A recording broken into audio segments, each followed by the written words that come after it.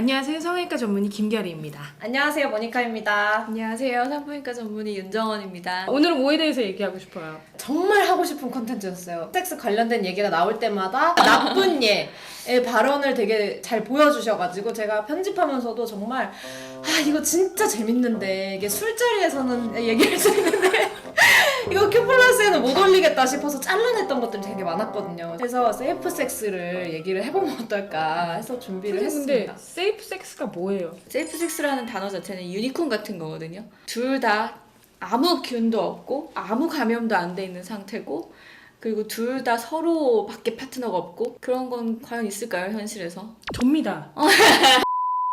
금욕과 자위 많이 진짜 100% 세이프 섹스라고 사실 할 수 있는 거고 그래서 외국에서는 safer 섹스라고 얘기를 해요. 그래서 어떻게 하면 좀 더 안전하게 성관계를 할 수 있을까라고 해서 safer 섹스들에 대해서 오늘 이제 배워보도록 하겠습니다. 선생님 그러면 도대체 안전하다는 건 뭐에 대해 안전하다는 거예요? 안전하다는 거는 이제 기본적으로 STI 우리가 이제 예전엔 성병이라고 얘기를 많이 했었는데요. 그게 사실 좀 부정적인 어감을 가지고 있다고 해서 지금 이제 성매개 감염 좀 더 중립적인 단어를 쓰고 있거든요. 성관계를 통해서 매개로 감염될 수 있는 질환들이라고 생각하시면 됩니다. 우리가 뭐 비말 매개 감염이라든지 아니면은 뭐 그 공기 매개 감염이라든지 이런 얘기를 하는 것처럼 성매개 감염이라고 얘기를 하고 있고 이 성매개 감염을 예방하는 것이 세이퍼 섹스라고 생각하시면 되겠습니다. 성매개 감염병이 있는 연령층의 절반이 15에서 24세가 많다고 하더라고요. 그리고 여성과 남성이 비슷한 비율로 발생을 한다고 하는데 그러면 도대체 국내에서 유행하는 뭐 성매개 감염병의 종류가 어떤 게 있는지 한국에는 이제 헤르페스하고 클라미디아가 제일 많고요. 단순 포진, 왜 입 주변이라든지 아니면 성기 주변에 물집을 일으키는 그 바이러스고요. 굉장히 아파요. 아프니까 이제 병원을 가는 거죠. 그리고 사실 클라미디아나 아니면 임질 같은 게 이제 그 다음 순위를 따르는데 이것도 사실 여성에게는 골반염, 남성에게는 이제 요도염 이렇게 증상을 사실 일으키는 질환들이 좀 더 상위권을 차지하고 있어요. 그래서 무증상으로 감염되는 질환들도 사실 굉장히 많은데 아무래도 증상이 있다 보니까 병원을 가게 되고 그래서 이제 보고가 되니까 그래서 더 많이 많다고 되는 게 아닐까 생각되고 있어요. 그럼 어떤 경로로 감염이 되는 걸까요? 성생활을 하고 있는 사람이라면 10명 중에 8명은 평생 동안 한 번 정도는 가지고 지나간다라고 생각하시면 돼요. 굉장히 흔하고 우리 주변에 사실 이런 데 있을 수도 몰라요. 제 손에도 있을 수도 있고 이런 자연에 있는 바이러스가 내 질이나 자궁에 가게 되는 경우는 어쨌든 성적인 접촉을 통해서만 들어가는 거기 때문에 성관계를 통해서 매개가 된다고 생각하시면 되고 그 성관계는 또 이성의 중심적인 삽입 섹스만을 의미하는 건 아닙니다. 키스로도 옮을 수 있는 성매개 감염들이 있고요. 저는 요새 이런 이야기도 들어본 적 있어요. 천여막을 너무 우리나라에서 중요하게 생각하다 보니까 천여막을 남자친구랑 애널 섹스를 하고 있었던 성소녀가 있었어요. 네. 그리고 나는 안전하다. 네, 성매개 감염 안전하다. 네, 맞아요. 그게 아니라는 거. 애널 섹스로 인해서 옮길 수 있는 혈액을 통해서 옮길 수 있는 이런 감염들이 있고요. 체액이 섞이는 상황 그리고 그 체액이 특히 피가 날 수 있는 상황은 항상 기본적으로 조금 리스키하다라고 생각하시면 되겠습니다.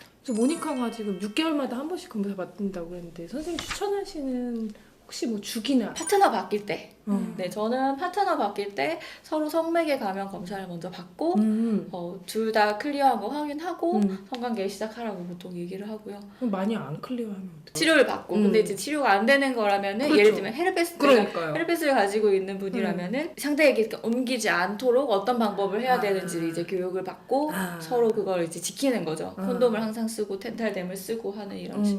그다음에 증상이 있을 때 이건 당연히 이건 진료를 받으러 가실 거고요. 만약 파트너가 진단을 받았을 때는 꼭 둘이 같이 받아야 된다. 단일 파트너가 아니고 성적으로 액티브 하신 분이라면 저는 한 1년에 한 번 정도 검사 받는 걸 권해드리고 있습니다. 그럼 검사는 어떻게 하는 거예요? 성매개 감염병 검사는? 있는 장기에 대해서 해야 된다. 계속 저희가 강조하고 있지만 이성의 여성, 남성, 동성의 여성, 남성, 트랜스 여성, 남성 다 공히 해당되는 이야기입니다.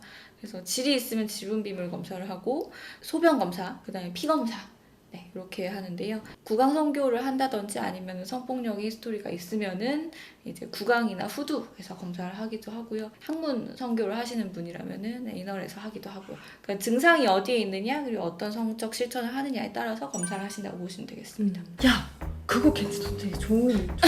예, 말씀하세요. 죄송해요. 저도 데이터 어플 같은 거 시장 조사용으로 사용해봤는데 자기 성매개 감염 결과지 있어? 나라든지 그런 사람이? 아니면은 그 가다실 나 다 맞았다라고 하는 요즘엔 카드 늘어나고 있어요. 이런 것들 올려놓는 사람들이 2-3년 전부터 처음 발견되기 시작했거든요. 그래서 그런 사람들 만날 때마다 일부러 잘하고 있다. 착하다. 잘하고 있다. 아니지. 근데 내가 생각하는 건 뭐냐면 데이터 어플 자체 내에 그 시스템에 그걸 넣는 거야. 뭐 이렇게 체크하잖아. 뭐 이런 거를 다 하게 해갖고 그런 사람들은 뭔가 금장이라도. 그렇지. 잭디 연락 주세요. 그러면 청소년에게서 좀 더 강조돼야 할 부분이 어떤 게 있을지. 일단은 우리나라에서 HPV 백신을 12에서 15세 사이에 이제 무료로 접종을 하고 있잖아요. 그래서 그걸 꼭 챙기시는 거. 성행위는 사실 미루면 미룰수록 좋긴 해요. 우리가 현실적으로 그게 어렵고 그렇기 때문에 어떻게 하면 세이퍼 섹스를 할 수 있는지를 가르쳐 드려야 되지만은 성매개 감염이나 만약에 이제 임신돼서 아이를 낳았을 때 그 나이 삶의 변화라든지 관계 맺기 이런 것들 다 이제 들어있는 영역인 거잖아요. 네. 그런 협상력이나 자기 결정권이나 그 다음에 내 안전에 대한 지식이나 이런 것들이 아직 성인에 비해서는 조금 부족할 수밖에 없기 때문에 최대한 안전한 방법을 이제 교육을 하는 건데요. 제일 중요한 건 사실 콘돔이나 페미돔 같은 이 방어체계. 일단 청소년기에는 이 자궁하고 그다음에 질환의 점막, 질환의 산성도 이런 것들이 이제 유아기에서 성인기로 2차 성징이라고 우리가 얘기하잖아요. 점점 발달하면서 아내가 굉장히 다이내믹하게 막 발달하는 단계거든요. 아주 역동적으로 발달하고 있는데 그때 사실 감염에도 되게 취약하고 감염이 됐을 때 그 HPV가 생착하는 것도 더 잘 생착을 해요. 그래서 성관계 경험 연령이 빠르면 빠를수록 여기 위험도가 높아지는 것도 이런 건 사실 어쩔 수 없는 사실이거든요. 그래서 최대한 그런 것들을 막을 수 있는 것들이 이제 보호장구.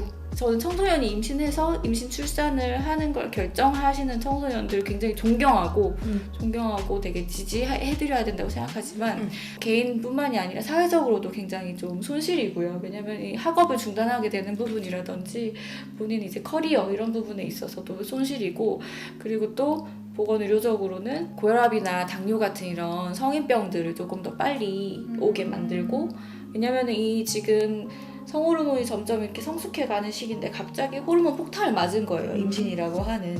뼈도 그렇고 이런 내분비 시스템도 그렇고 다 이제 성장이 좀 위해가 되는 부분이 있기 때문에 사실 청소년 임신은 가능한 한 사회적으로 막아야 되는 부분인 것도 맞아요. 그래서 사실 외국에서는 이제 청소년들을 대상으로 한 뭐 지역이나 아니면 학교 안에 그 무료 진료소 검사라든지 치료제, 그다음에 콘돔, 피임약 이런 것들 무료로 나눠주는 무료 진료소들 같은 것도 되게 잘 돼 있거든요. 익명으로 거기다가 익명으로 진료받을 수 있게 하는 이런 시스템들이 돼 있는데 우리나라는 아직 무조건 청소년들을 이제 보호의 대상으로만 보고 금욕만 강조하고 콘돔을 살 수는 있는데 그 돌기형 콘돔 하고 사정지연형 콘돔이라고 해서 안쪽에 그 리도케인 발려져 있는 그 콘돔은 이거는 청소년 유해 물질로 지정이 됐어요. 그래서 이것들을 이제 못 팔아요. 그러니까 무슨 말이냐면 그냥 일반형 콘돔은 유해 물질은 아니고 나선형은 괜찮아요. 초박형 괜찮아요. 선생님 저는 이거 한 번도 본 적이 없어요. 뭐 감이 안 잡혀요. 어떻게 하는지 한번 알려주세요. 페니스로 조금 이렇게 몇 번 피스톤 운동을 하시고